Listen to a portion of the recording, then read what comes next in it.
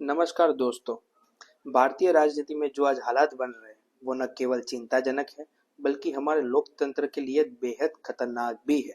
राहुल गांधी जी जिन्होंने हमेशा नफरत के खिलाफ और प्रेम व एकता के पक्ष में आवाज उठाई है, अब बीजेपी के बड़े नेताओं की तरफ से खतरनाक धमकियों का सामना कर रहे हैं। यह घटना भारतीय राजनीति के गिरते स्तर को दिखाती है। राहुल गांधी जी ने साफ शब्दों में कहा है कि राजनीति में नफरत की कोई जगह नहीं होनी चाहिए, बल्कि वो कहने वाले हैं राहुल गांधी जी के नफरत के बाजार में मोहब्बत की दुकान अगर किसी ने खोली है तो वो विपक्ष नेता राहुल गांधी जी ने खोली है। उन्होंने महात्मा गांधी जी के सिद्धांतों पर चलते हुए हमेशा देश को जोड़ने की बात की है। महात्मा गांधी जी ने अपने जीवन भर अहिंसा और सत्य का पालन किया और देश को नफरत से बचाने का प्रयास किया, लेकिन आज उनके इन्हीं सिद्धांतों पर सीधा हमला हो रहा है। बीजेपी के कई नेताओं द्वारा राहुल गांधी जी को हत्या की धमकियां मिल रही है। दिल्ली के पूर्व बीजेपी विधायक ने खुलेआम धमकी दी है।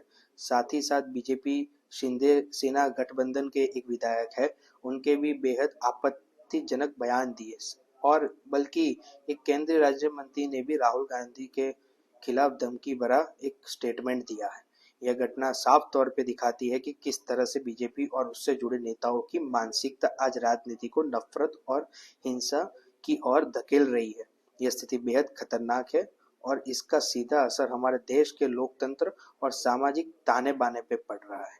महात्मा गांधी जी के आदर्शों पर एक बार फिर हमला हो रहा है।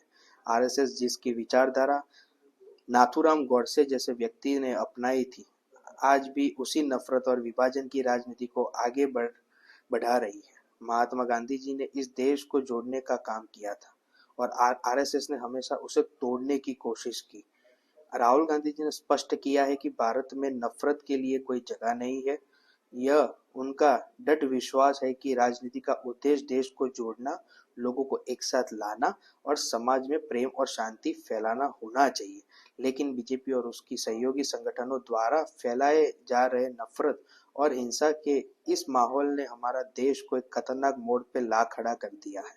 दोस्तों, अब वक्त आ गया है कि हम इस नफरत और हिंसा के खिलाफ एकजुट हो।